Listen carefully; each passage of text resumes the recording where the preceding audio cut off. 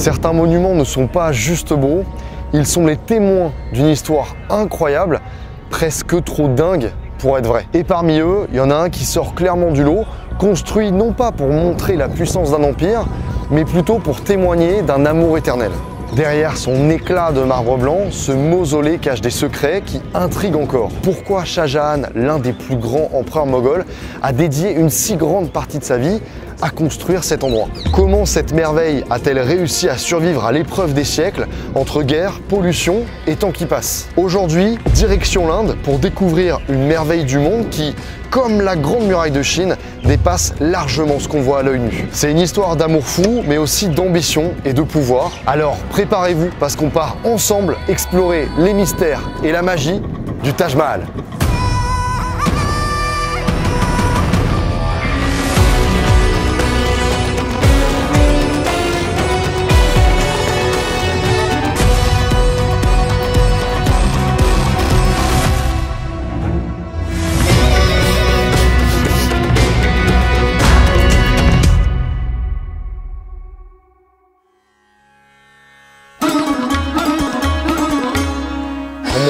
J'ai utilisé une fonctionnalité qui m'a vraiment simplifié la vie, les paiements et les retraits à l'étranger sans frais avec Revolut. Il n'y a pas de frais cachés, il y a un taux de change ultra compétitif, pas de mauvaise surprise. En plus, Revolut vous offre 20 € à la création de votre compte en passant par mon lien ou le QR code et vous pourrez être tiré au sort pour gagner 5 000 €. Et puis échanger 500 € en roupies indiennes directement dans l'application en quelques secondes, en quelques clics. Sinon, vous pouvez utiliser votre carte normalement et Revolut fera la conversion automatiquement. Hyper simple. Et si vous ne connaissez pas totalement Revolut, c'est une banque en ligne qui vous permet de créer un compte en moins de 5 minutes. Il y a déjà plus de 50 millions de personnes qui utilisent déjà Revolut et c'est même l'application bancaire la plus téléchargée en France. Et Revolut, c'est pas seulement pour voyager, vous pouvez aussi envoyer de l'argent à vos proches, même s'ils n'ont pas Revolut, pour pouvoir partager une addition par exemple. Leur nouveau livret d'épargne vous permet même de faire fructifier votre argent et avoir des intérêts payés tous les jours. Et enfin, une fonctionnalité ultra intéressante, vous avez les cartes éphémères. Si vous faites des achats en ligne, vous avez des cartes que vous pouvez utiliser une seule fois pour éviter la fraude. Revolut, c'est rapide, simple, efficace, donc n'hésitez pas à scanner ce code QR pour tenter de remporter 5 000 €, d'avoir 20 € sur votre compte et de créer votre compte en moins de 5 minutes.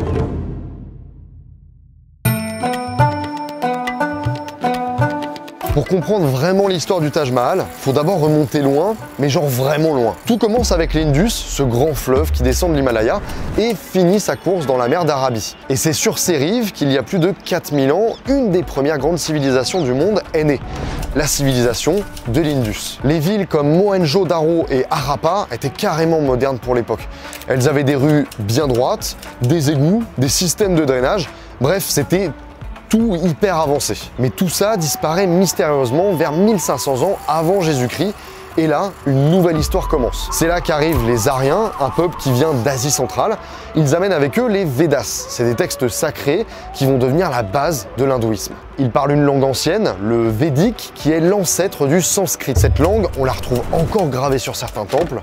C'est aussi eux qui mettent en place le système des castes, une organisation sociale qui structure l'Inde pour des siècles. Ensuite, on entre dans l'ère des grands empires. Le premier, c'est l'empire des Maurya, fondé par Chandragupta Maurya. Mais celui qui reste dans les mémoires, c'est Ashoka, son petit-fils. Ashoka, il a marqué l'histoire pour plein de raisons. 3e siècle avant notre ère, après une bataille hyper sanglante, il fait un virage complet, il se convertit au bouddhisme et décide de prôner la paix. Et pour diffuser ses idées, il fait graver ses messages sur des piliers de pierre. Ces piliers, c'est des vrais morceaux d'histoire qu'on peut encore voir aujourd'hui. Par exemple, celui qu'on peut trouver ici à la forteresse de Feroz Shah Kotla à Delhi, il date de plus de 2200 ans. Et je trouve ça absolument fou d'avoir la chance d'en voir encore un à l'heure actuelle. Sur ces piliers, Ashoka a fait graver des textes en brahmi, un ancien alphabet indien. Et dans ces messages, il prenait des idées qui, pour l'époque, étaient carrément en avance.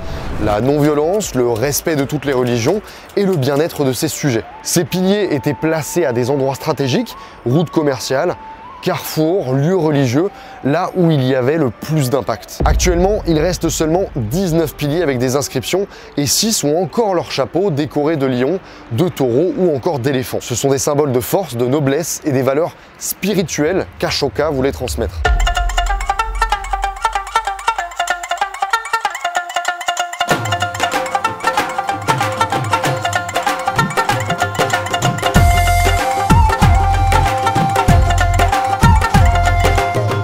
Après les Mauryas, on arrive à l'âge d'or de l'Inde, l'Empire Gupta vers le 4e siècle après Jésus-Christ. C'est une période où tout s'accélère, l'art, les sciences et même les maths. C'est à cette époque qu'on invente le zéro. Dit comme ça paraît simple, mais à l'époque, c'était révolutionnaire. Les Indiens étaient les premiers à avoir l'idée d'un symbole pour représenter le vide. Un petit cercle ou en un point. Des penseurs comme Aryabhata et Brahmagupta ont même écrit des textes pour expliquer comment utiliser le zéro dans les calculs. C'est eux qui ont posé les bases du système décimal qu'on connaît encore aujourd'hui. Concrètement, sans le zéro, pas de calcul moderne, pas d'informatique. Mais cet âge d'or prend fin avec les invasions des Huns, venus d'Asie centrale, qui affaiblit l'Empire Gupta et met un coup d'arrêt à tout ce bouillonnement culturel et scientifique. Après ça, l'Inde se divise. Au nord, c'est un peu la bagarre, alors qu'au sud, des dynasties comme les Cholas développent leur propre culture et dominent les mers avec leur flotte commerciale. Mais tout bascule au XIIe siècle avec l'arrivée des conquérants musulmans. Ils fondent le sultanat de Delhi qui va mélanger les influences islamiques, comme la langue ourdou et l'architecture en arche et dôme avec la culture indienne. Et puis, en 1526, les Moghols débarquent. Eux, ils vont complètement transformer l'Inde et c'est là qu'on arrive à Shah Jahan. Et autant vous dire que le monument qui est derrière moi, c'est loin d'être son seul chef-d'œuvre parce que c'est sous son règne que débute l'histoire du Taj Mahal.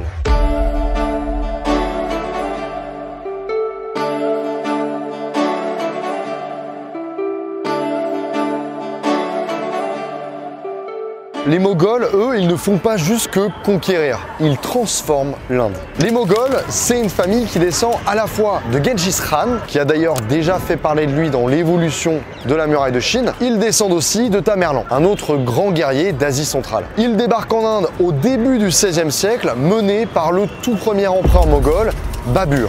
Très vite, ils prennent le contrôle et bâtissent un empire gigantesque qui s'étend sur presque tout le continent indien. Ce qui rend les Moghols uniques, c'est pas seulement leur puissance militaire. Leur architecture, par exemple, est légendaire, comme des forts imposants, des palais somptueux ou encore des villes entières comme Fatpur Sikri. Leur obsession est de construire des monuments qui marqueraient l'histoire. Ça, le plus grand fort de l'Inde, c'est eux, c'est les Moghols.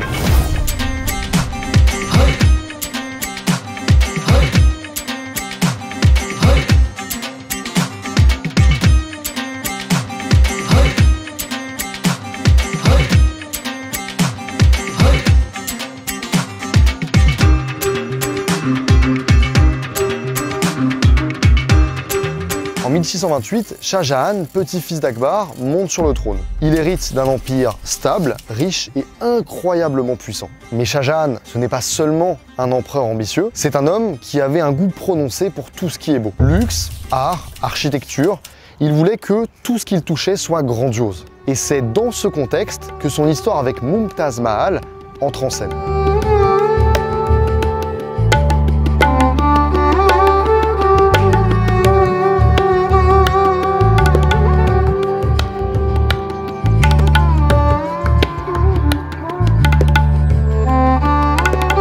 Shah Jahan et Mumtaz, c'est le couple emblématique de cette époque. Mumtaz Mahal, de son vrai nom Arjouman Banu Begum, n'était pas juste une épouse parmi tant d'autres. Elle était LA femme de sa vie. Sa troisième épouse, elle était aussi sa confidente, sa partenaire, celle qui l'accompagnait partout, même sur les champs de bataille. Leur relation était si fusionnelle qu'elle a marqué toutes les chroniques de l'époque. Mais leur histoire bascule en 1631. Mumtaz meurt en couche en donnant naissance à leur 14e enfant. Shah Jahan est anéanti. Selon les récits, il s'enferme dans son deuil, refuse de voir qui que ce soit, et ses cheveux, noirs auparavant, blanchissent en l'espace de quelques semaines à cause de la tristesse. Pour lui rendre hommage, il décide de faire l'impensable, construire un mausolée.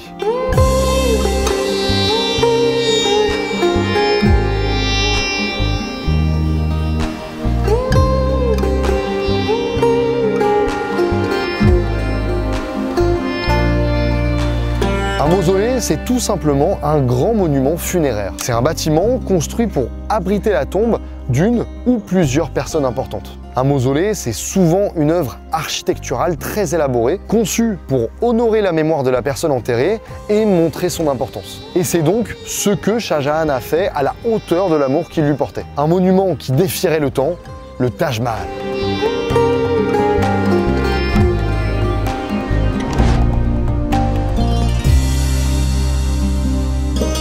mobilise les meilleurs artisans. Des milliers de sculpteurs, mosaïstes, tailleurs de pierre venus de tout l'Empire moghol, mais aussi d'Asie centrale et d'Europe ont bossé sur ce chantier titanesque. Chaque détail, chaque motif floral ont vu le jour comme une œuvre d'art à part entière. Après le règne de Shah Jahan, l'Empire commence doucement à décliner, notamment sous le règne d'Aurangzeb, le dernier grand empereur moghol et le fils de Shah Jahan et Mumtaz Mahal. Bien qu'il ait considérablement étendu les frontières de l'Empire, Aurangzeb est surtout connu pour ses persécutions envers les hindous, ce qui a généré de fortes tensions envers tout le sous-continent indien. Cette époque marque la fin d'une relative stabilité, tout en laissant derrière lui l'héritage grandiose de ses réalisations architecturales.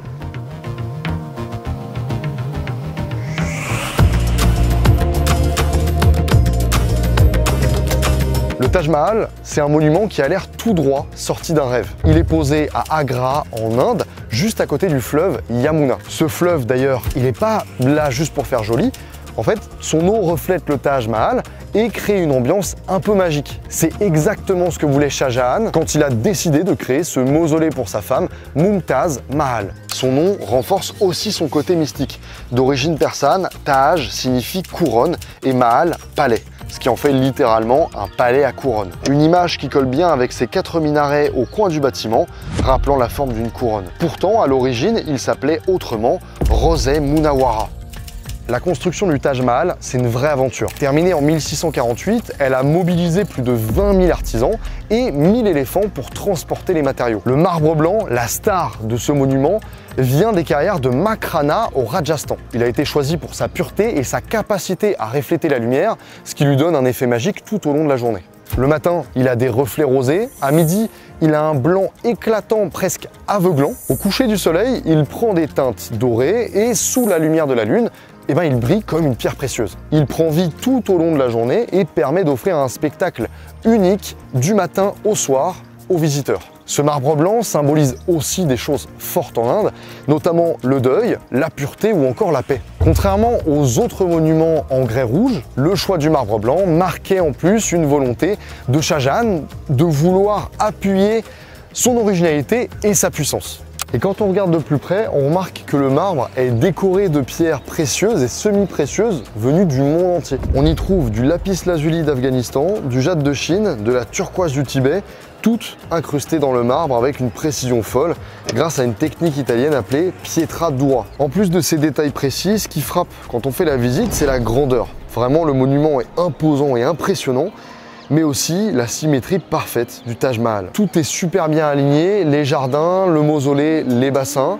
et de chaque côté, les bâtiments en grès rouge. Ces deux structures ajoutent encore plus à l'harmonie visuelle du Taj Mahal, mais elles ont aussi chacune leur rôle. On peut particulièrement bien le voir de ce point de vue, mais d'abord, à l'ouest, il y a la mosquée. Orientée vers la Mecque, comme toutes les mosquées, et aujourd'hui encore, elle est utilisée pour faire toutes les prières. Elle est en grès rouge, avec des incrustations en marbre blanc. Les murs et les façades sont décorés de calligraphie coranique et de motifs floraux en pietra dura aussi. Il y a 3 dômes sur le toit, avec un central légèrement plus grand, et des tourelles octogonales sur les coins, chacune surmontée d'un petit kiosque typiquement indien qu'on appelle un chhatri. Ces détails, on les retrouve aussi à l'entrée principale avant les jardins, tout aussi impressionnantes.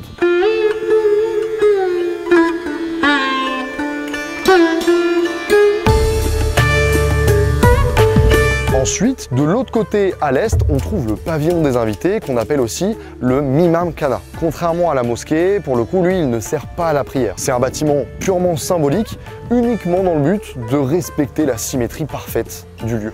À l'époque, il servait de lieu de repos pour les visiteurs ou encore d'espace de rassemblement pour ceux qui voulaient rendre hommage à Mumtaz Mahal. Son intérieur est beaucoup plus simple, une vaste pièce sans séparation, mais il reste tout aussi impressionnant de l'extérieur. Les deux bâtiments sont construits sur une plateforme surélevée qu'on appelle le Chameli Farsh, avec des bassins situés entre eux et le mausolée. Ces bassins servaient aux ablutions dans le cadre des prières, mais aujourd'hui, ils participent surtout à l'équilibre visuel du site. La symétrie du Taj Mahal, c'est pas juste une question d'esthétique. Elle reflète une vision du paradis dans la culture islamique, un lieu de paix et d'harmonie. Son jardin suit le plan Charbagh, lui-même inspiré des descriptions du paradis dans le Coran, notamment la sourate 47, verset 15. Ce verset parle de 4 rivières, une d'eau pure, une de lait dont le goût ne change jamais, une de vin qui purifie sans enivrer, et une de miel pur. Tout est pensé pour recréer cette image. Le jardin est un carré parfait, divisé en 4 par des canaux symbolisant ces rivières, alignés avec les 4 points cardinaux. L'eau y joue un rôle central, symbole de vie et de pureté. C'est pas juste un espace vert, mais une représentation physique d'un paradis sur terre.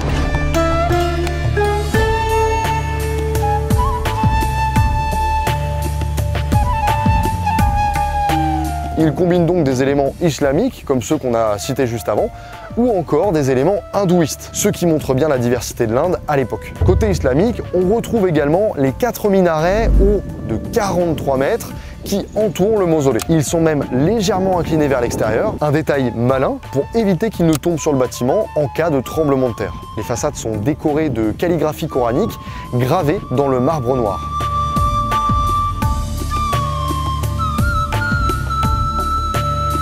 Ces inscriptions parlent du paradis et du jugement dernier. Pour les influences hindouistes, par exemple, le sommet du dôme est surmonté d'un kalasha, un vase sacré hindou qui symbolise les bénédictions et la bonne fortune. Les motifs floraux gravés dans le marbre, enrichis de pierres précieuses, rappellent les décorations des temples. La symétrie et l'harmonie du Taj Mahal font aussi écho aux croyances hindoues sur l'Éden et la pureté spirituelle.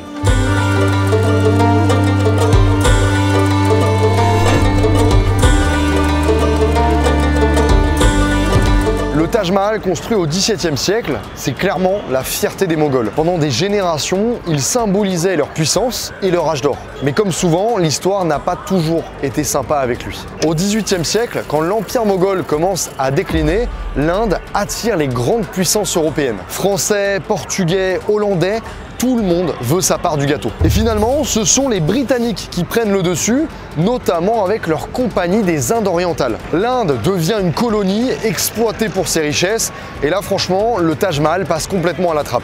À l'époque, certains matériaux précieux sont carrément pillés, et le site devient un endroit où on pique-nique et on organise des cérémonies. C'est assez fou de s'imaginer un truc pareil quand on sait ce que ce monument représente aujourd'hui. Mais l'oppression coloniale finit par exploser. En 1857, la grande révolte des Sipais éclate. Beaucoup considèrent que c'est la vraie première guerre d'indépendance de l'Inde. Même si ça échoue, c'est le point de départ d'un mouvement encore plus grand. Heureusement, au 19e siècle, les Britanniques se rendent compte de la valeur du Taj Mahal. Ils commencent à le restaurer, redonnant un peu de dignité à ce chef-d'œuvre. Puis, en 1947, après des décennies de lutte et des figures emblématiques comme Gandhi, l'Inde gagne enfin son indépendance. La partition qui crée le Pakistan déplace des millions de gens et laisse des blessures qui se ressentent encore aujourd'hui. Et même maintenant, préserver une merveille comme le Taj Mahal, c'est pas si simple. Quand on pense à l'Inde, le Taj Mahal est souvent la première image qui vient en tête. C'est pas seulement un monument historique, c'est une icône mondiale. Le Taj Mahal, classé à l'UNESCO depuis 1983, est un pilier du tourisme indien, attirant près de 7 millions de visiteurs par an. Cette popularité fait tourner l'économie locale, mais elle a aussi des conséquences. Pollution, affluence et usure du monument. Les gaz d'échappement et les usines environnantes ont terni le marbre, qui a même jauni par endroits. En plus, l'assèchement de la rivière Yamuna met en péril ses fondations. Pour limiter les dégâts, plusieurs mesures ont été prises. On porte des surchaussures pour accéder au mausolée. Les usines les plus polluantes ont été fermées ou déplacées hors d'Agra. Les véhicules thermiques sont officiellement censés être interdits dans un périmètre de 500 mètres autour du site et remplacés par des navettes ou véhicules électriques. Je dis bien censés parce que sur place, on voit quand même des motos passer, donc entre la théorie et la pratique, il y a parfois un petit décalage. Malgré tout, le Taj Mahal reste un endroit qui fait rêver des millions de personnes chaque année. C'est bien plus qu'un simple monument, c'est une mémoire vivante. Le Taj Mahal, c'est un endroit qui fascine tout le monde, partout dans le monde. Le Taj Mahal, c'est un endroit qui fait autant rêver qu'il fait parler. Que ce soit à travers des légendes parfois tirées par les cheveux, des anecdotes fascinantes et des critiques plus sérieuses, ce monument ne laisse personne indifférent. Reconnu comme l'une des 7 merveilles du monde, le Taj Mahal est aussi au cœur de discussions animées. Que ce soit sur son histoire, son héritage ou encore son symbolisme, les avis divergent et parfois les débats peuvent devenir intenses. Pour certains nationalistes hindous, le Taj Mahal, ce n'est pas simplement un mausolée. C'est plutôt un rappel de la domination musulmane durant l'époque moghole. Une période qu'ils associent à la soumission et à la souffrance des populations hindoues. Certains affirment même qu'il aurait été construit sur les ruines d'un ancien temple hindou. Alors, cette théorie est loin de faire l'unanimité chez les historiens, mais elle reste utilisée dans certains discours politiques pour questionner l'importance culturelle du monument. En 2017, Yogi Adityanath, un politicien influent, avait carrément déclaré que le Taj Mahal ne représente pas la culture indienne. Bon, il a un peu nuancé ses propos après en reconnaissant que, mine de rien, c'est un site touristique qui fait vivre énormément de monde. Mais ces débats montrent bien que même des siècles après sa construction, le Taj Mahal reste au centre des discussions sur l'histoire et l'identité de l'Inde.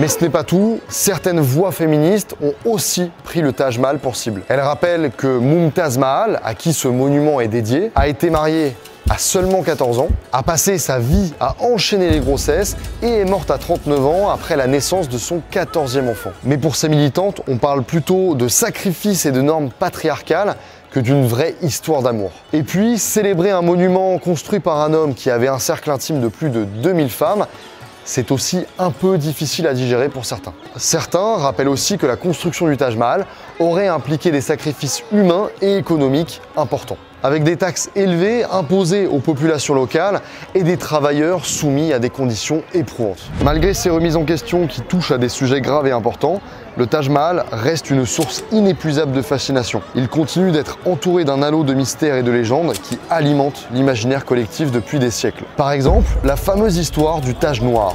On raconte que Shah Jahan voulait un mausolée identique, mais en marbre noir de l'autre côté de la rivière Yamuna, pour lui-même. Les deux bâtiments auraient été reliés par un pont symbolisant leur amour éternel. Mais son fils Aurangzeb, qui trouvait que son père dépensait beaucoup trop, l'a emprisonné avant qu'il ne puisse réaliser ce projet. Résultat, Shah Jahan aurait passé ses derniers jours enfermé au Fort Rouge à contempler le Taj Mahal de loin depuis une fenêtre.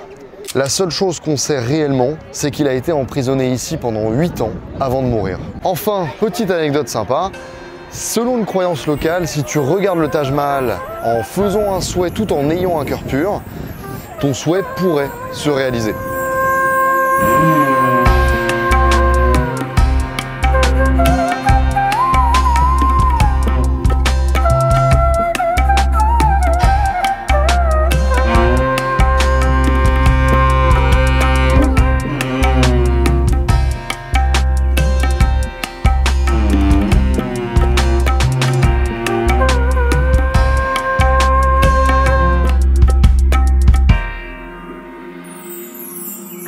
Malgré tout, entre les critiques, les légendes et tout ce qu'on peut raconter autour du Taj Mahal, il continue de fasciner, de faire parler et de laisser une trace. Mais au-delà de toutes ces histoires, il y a un truc que personne ne peut nier, c'est un monument qui touche vraiment par sa beauté et les émotions qu'il dégage. Et c'est peut-être pour ça qu'il a inspiré un poète indien, Rabindranath Tagore, qui l'a décrit comme une larme solitaire posée sur la joue du temps. C'est super beau comme image parce que ça résume à la fois la fragilité et la grandeur du Taj Mahal, un monument éternel mais né d'un moment de tristesse. Et vous, qu'est-ce que vous en avez pensé quand on vous parle du Taj Mahal? Quelle est la première image qui vous vient en tête? N'hésitez pas à me répondre en commentaire. Vous avez aussi mon partenaire Revolut qui est en description. N'hésitez pas avec le QR code qui s'affiche ici. Je vous rappelle que vous avez 20 € offerts à la création de votre compte. Ça vous prend 5 minutes et vous pourrez être tiré au sort pour gagner 5000 €. Il y a encore plein d'autres merveilles à découvrir, mais pour aujourd'hui, on s'arrête sur ces images. Merci d'avoir partagé ce moment avec moi. J'espère que ça vous a plu. On se retrouve pour une prochaine vidéo. C'était Neoxy.